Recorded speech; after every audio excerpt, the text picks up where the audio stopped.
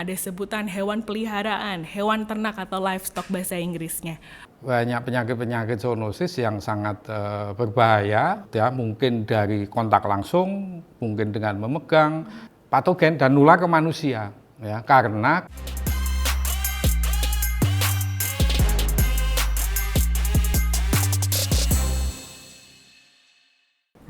Halo, selamat datang di kanal podcast One Health Center of Excellence, persembahan gugus tugas One Health Collaborating Center Universitas Gadjah Mada.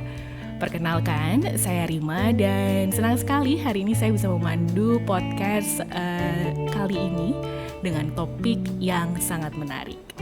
Topik kali ini adalah COVID-19 Rethinking Our Relationships with Wild Animals and Wild Places.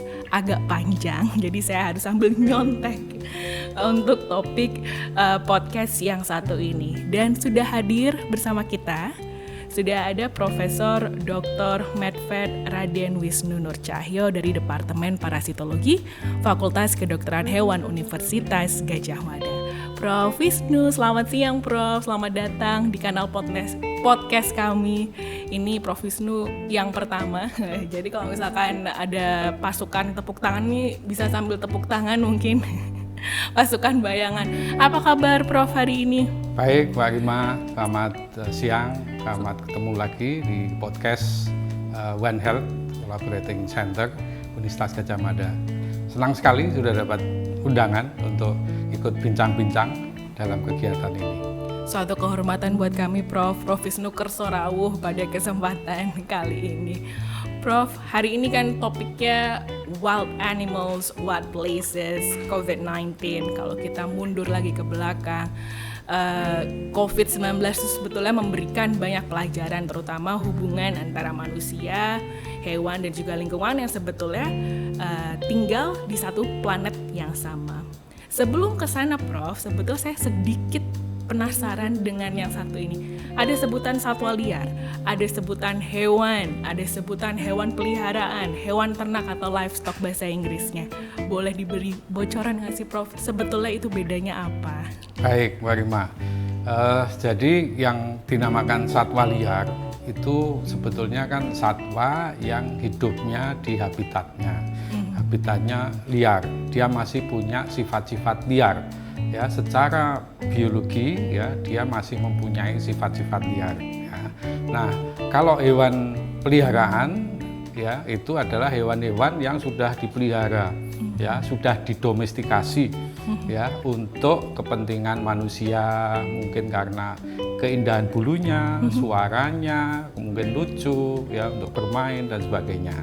Nah, kemudian ada juga istilah ternak. Ya, hewan ternak. Hewan ternak itu adalah hewan yang memang terkait dengan produknya yang nanti digunakan untuk kepentingan manusia, misalnya untuk pemenuhan kebutuhan konsumsi, dagingnya, telurnya, kulitnya, ya, dan semua produk-produk yang dari ternak tersebut.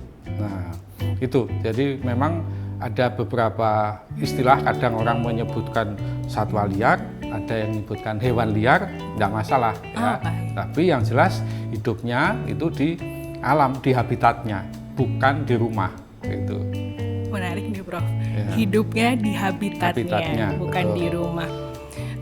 Berarti sebetulnya kadang kan ada hewan-hewan yang tidak lazim untuk dipelihara, begitu ya Prof ya. Itu berarti seharusnya dilepaskan untuk mengekspresikan sifat-sifat alamiah tadi. Betul ya. Jadi seekor satwa liar itu kan karena sifat alamnya, ya, sifat keliarannya itu tidak bisa kita kendalikan, ya. Meskipun ada orang yang mengatakan, ya, saya sudah pelihara satwa liar bertahun-tahun, ya, tapi kok tiba-tiba dia menyerang saya. Ya, tiba-tiba dia kok seperti mau membunuh saya, ya. Karena apa? Karena sifat liarnya itu masih muncul, ya. Mungkin karena hormonnya, tingkah lakunya, pada saat dia birahi, pengen kawin dan sebagainya, itu sifat liarnya muncul, ya. Nah, insting itulah yang pada satwa liar ini, ya, kadang-kadang dia muncul, ya, seperti yang saya teliti selama ini, ya, kebetulan saya peneliti pada primata self-medicated behavior, ya, tingkah laku menyembuhkan diri sendiri pada seekor satwa liar. Jadi pada saat dia merasakan badannya nggak enak, Betul. ya, Betul. dia kemudian mencari makan itu dengan buah-buahan, dengan daun-daunan, akar dan sebagainya untuk mengobati dirinya sendiri. Ya, jadi kalau hewan yang sudah terdomestikasi di rumah kan nggak bisa karena makanannya sudah disuplai dari pemiliknya. Ya, kalau seekor kucing ya makan makanan yang sudah jadi itu. Ya, tapi kalau kucing liar ya kan mesti di alam. Makanya kadang-kadang kan harus makan rumput, makan daun-daunan tertentu ya, untuk mengobati dirinya sendiri. Itu pada satwa liar itu masih ada seperti itu. Lebih canggih ya, Prof. Iya. Nah, itulah yang ditiru oleh manusia. Kadang-kadang dia ingin menyembuhkan diri sendiri berbasis pada alam. Nah, itu orang barat sekarang sangat menyukai ilmu yang kembali ke alam. Back to nature. Betul. Ternyata seperti itu sebetulnya betul. Ya sifat alaminya ini sebetulnya ada dan seharusnya dibebaskan untuk mengekspresikan sifat alaminya. Tidak terkungkung di kandang, dikurung, diikat ya. Kemudian kandangnya sempit ya, sangat menyedihkan sekali. Betul. Ya.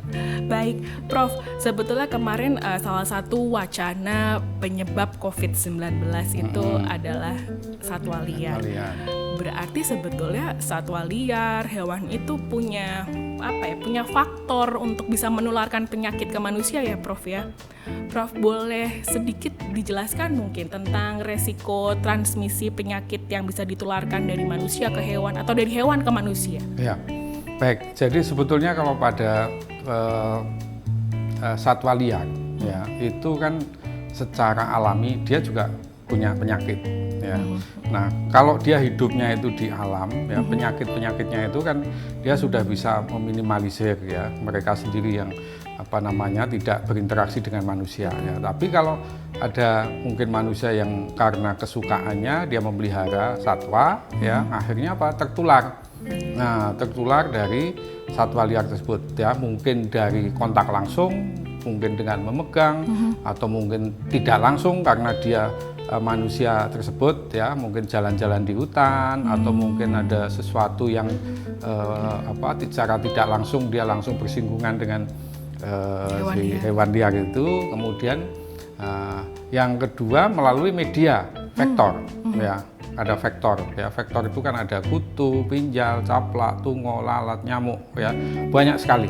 Indonesia itu negara yang seperti surganya vektor. Kita semua vektor itu ada ya. Jadi kita kalau melihat di lingkungan sekitar kita betapa lengkapnya Indonesia itu dengan berbagai vektor ya. Saking lengkapnya. Ya. Selain vektor kita punya yang kita sebut dengan reservoir. Reservoir itu apa? Yang dia itu di dalam tubuh satwa tersebut ya, ini dia menyimpan ya potensi-potensi penyakit ya. Dia terinfeksi dari mungkin melalui vektor tadi, kemudian masuk ke dalam tubuhnya. Contohnya tikus ya. Tikus itu kan model reservoir yang sangat-sangat lengkap sekali karena di dalamnya dia bisa menyimpan bakteri, parasit, virus, jamur ya, dan juga macam-macam agen-agen yang lain ya. Nah itu. Kemudian yang terakhir kaitannya dengan inang perantara. Inang perantara itu seperti siput ya, siput ya. Jadi tiga inilah yang menjadi aktor ya munculnya merebaknya penyakit zoonosis ya. Di samping sekarang ini kan kita lihat deforestasi ya, penggundulan hutan yang begitu luar biasa banyaknya ya, untuk pembangunan jalan, pembangunan waduk, untuk perumahan ya, kemudian juga untuk perkebunan ya, kelapa sawit itu luar biasa. Dia harus menghilangkan berapa juta hektar dari habitat satwa liar ya. Belum lagi konflik otonomi daerah ya, perdagangan satwa liar ya, kemudian ada lagi mungkin yang kaitannya hukum, masalah hukum, penegakan hukum yang kurang ya, yang mereka memperdagangkan satwa liar, membunuh satwa liar, menyiksa satwa liar, tapi hukumannya ada, lemah ada, tapi hanya dihukum ya mungkin hanya wajib lapor, setelah itu penegakan hukumnya kurang. Dan yang terakhir masalah penyakit, wabah penyakit itu. Ya, gitu. Jadi potensi-potensi itulah yang menjadikan munculnya penyakit zoonosis. Ya, zoonosis itu adalah penyakit yang menular dari hewan ke manusia atau manusia ke hewan. Ya, jadi antroposoonosis ya itu adalah dari manusia ke hewan ya, kemudian sebaliknya dari manusia ke hewan. Itu dari hewan ke manusia, manusia ya, dua-duanya. Jadi bisa saling ya, melengkapi. Nah, itulah yang menjadikan kemarin merebak virus COVID-19 itu. Nah, saya sebulan sebelum merebak virus pandemi 2020 ya, awal-awal Prof. Ya, 2020 ya, bulan Februari. Saya Januari itu ke Gorontalo. Gorontalo. Kebetulan di situ ada penangkaran kelelawar.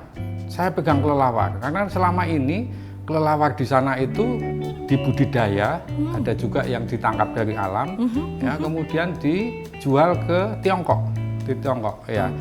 Tapi virus COVID-nya itu sebetulnya bukan dari kelelawarnya, hanya mungkin karena di Tiongkoknya di sana, mungkin karena di sana juga mungkin eksploitasi dan sebagainya, sehingga kemudian mengalami mutasi. Nah, itu bisa jadi seperti itu.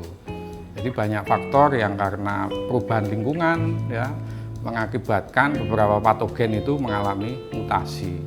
Nah, mutasi itu yang dulunya tidak berbahaya, kemudian menjadi berbahaya dan sangat berbahaya. Gitu. Rantainya ternyata panjang sekali akhirnya untuk bisa berpindah suatu penyakit itu ya Prof ya. Jadi tidak serta-merta bisa pindah deketan kemudian berpindah gitu. Antar spesies masih butuh waktu, tidak semudah itu. Dan kalau boleh saya sampaikan, dari 60 penyakit yang ada bukan dari 60, dari berbagai penyakit yang menular ke manusia, penyakit yang ada di manusia itu ya, 60% itu yang zoonosis, yang kaitannya dengan hewan. Ya. Dan 75% emerging infectious disease itu adalah yang terkait dengan hewan, asal usulnya dari hewan. Ya, misalnya avian influenza itu kan dulu ya dari burung. Ya, tahun 2003 ya, saya pernah menjumpai burung yang mati banyak sekali. Ya, selang beberapa bulan kemudian merebak avian influenza, flu burung itu. Ya, kalau udah hewan ternak nanti kaitannya ke ekonomi segala macamnya lebih panjang lagi. Jadi banyak penyakit-penyakit zoonosis yang sangat berbahaya, yang itu sebetulnya itu asal-usulnya dari satwa liar. Ya, namun sebetulnya kan Tuhan sudah menciptakan sendiri. Ya, jadi virus yang biasa di satwa liar itu juga sebetulnya sama, ya, tetapi dia hidupnya hanya di satwa liar tadinya itu, begitu. Ya, misalnya yang seperti coronavirus ya, itu kami di dunia kesehatan hewan sudah biasa coronavirus pada berbagai macam hewan sudah biasa. Tapi kalau mungkin karena perubahan lingkungan, karena mungkin juga mutasi menyebabkan mutasi dan sebagainya, akhirnya apa? Menjadi patogen dan nular ke manusia. Ya, karena kebiasaan dari manusia tadi. Betul. Kebiasaan manusia diri yang harusnya tidak boleh makan satwa liar, dagingnya ya dengan berbagai macam alasan akhirnya dia dimakan makanan kurang matang, itulah yang memicu masuknya penyakit-penyakit dari satwa liar tersebut ke manusia. Itu jadi sebetulnya penting sekali, ternyata saling terkait ya, itu sangat erat. Mungkin sekarang sudah saatnya untuk kita ya Prof ya untuk memperhatikan sama-sama memperhatikan kesehatannya masing-masing. Betul. Tidak hanya kesehatan manusia tapi juga kesehatan hewan dan juga lingkungan berarti ya Prof ya. Karena kesehatan lingkungan tadi juga ikut mempengaruhi kesehatan hewan dan apalagi deforestasi dan segala macamnya tadi. Baik, luar biasa. Prof Wisnu, terakhir mungkin Prof untuk saat ini pesan-pesan untuk kami langkah tepat apa yang sebetulnya bisa diambil untuk pencegahan semakin merebaknya atau semakin banyaknya penyakit zoonosis? Ya, jadi kita harus waspada, meningkatkan kewaspadaan kita sendiri ya terhadap lingkungan sekitar kita masing-masing ya, di mana kita tinggal ya. Kita harus melihat apa saja sih yang menjadi potensinya ya, potensi bahaya penularan penyakit itu. Apakah bisa dari hewan ya, bisa dari vektor tadi ya, bisa dari inang tadi ya. Kemudian yang kedua, kita harus juga meningkatkan kapasitas kita sendiri ya. Artinya apa? Kita harus sering banyak mengikuti berita terkini. Media sosial itu sangat luar biasa sekarang, informasi mengenai merebaknya suatu penyakit ya, penyakit zoonosis, penyakit satwa liar, penyakit dari manusia yang berasal dari hewan itu. Nah, itu menjadi satu yang concern yang penting supaya kita update. Kalau memang ada seperti itu, ya sudah, kita nggak usah pelihara ya sudah, kita nggak usah makan makanan yang memang dapat menimbulkan potensi penularan ke kita ya. Kemudian ada juga kita perlu terkait dengan kolaborasi ya, kolaborasi. Sekarang ini kan kita nggak bisa hidup sendiri ya. Pada saat kita terjadi pandemi kemarin kan betapa kita terpuruknya ya, karena semua hubungan dunia luar akhirnya terputus ya, dan kita nggak bisa sendiri. Kita misalnya isolasi mandiri pun masih perlu bantuan orang lain dan sebagainya. Nah itu. Nah, dalam kegiatan ini tentu kita mesti harus berkolaborasi antara satu disiplin ilmu dengan disiplin ilmu yang lain ya. Supaya apa? Supaya dalam pencegahan penyakit ini kita bisa semakin komprehensif ya, sinergi dan sebagainya gitu. Jadi itu mungkin yang paling urgen saat ini ya. Peningkatan kewaspadaan, ya, peningkatan kapasitas kita, ya, kemudian juga deteksi, ya, kita di dalam mungkin kalau adik-adik mahasiswa atau yang ingin mengetahui lebih detail bagaimana, nah, tentu harus mengikuti ya update mengenai potensi-potensi bahaya penyakit itu, ya, sambil sinergi. Itulah yang dilakukan oleh One Health di UGM. Jadi kita kolaborasi ya, multidisiplin ya, dan juga selalu meningkatkan kapasitas diri. Baik, ya. Kita harus membuka diri begitu. Betul. Ya Prof ya, untuk terselesaikannya suatu masalah kesehatan sampai ke akar-akarnya. Iya. Baik, Prof Wisnu, terima kasih banyak. Nggak kerasa sudah habis waktunya. Oh ya, belum kita yang masalah apa tadi yang terakhir? Yang terakhir, tetap mencintai dan peduli tanpa memelihara di rumah itu tadi. Betul. Silakan Prof, mungkin ada yang harus disampaikan. Pada prinsipnya manusia itu tidak memelihara satwa liar, ya, sebaiknya tidak memelihara, karena hidupnya kan dia di alam. Nah itu dia. Itu. Jadi biarkan dia bebas, hidup bebas. Ya. Kita tidak perlu memiliki tinggal di rumah, tapi kita tetap bisa menikmati di alam, ya, melihat mereka bahagia hidup di alam. Gitu. Sebaik-baiknya tetap mereka di habitatnya ya, Prof, betul. Karena happy-nya satwa liar tidak sama dengan happy-nya kita. Mungkin gitu ya, Prof, boleh dikatakan. Baik, Prof Wisnu, sekali lagi terima kasih banyak sudah meluangkan waktunya. Suatu kehormatan buat kami Prof Wisnu bisa hadir pada kesempatan kali ini. Terima kasih juga untuk Anda yang sudah mendengarkan di kanal podcast One Health Center of Excellence Universitas Gadjah Mada. Jangan lupa untuk selalu update informasi terkini tentang kegiatan One Health di seluruh kanal sosial media One Health Center of Excellence Universitas Gadjah Mada. Saya Rima pamit undur diri. Terima kasih. Wassalamualaikum warahmatullahi wabarakatuh. Sampai jumpa. Waalaikumsalam warahmatullahi wabarakatuh.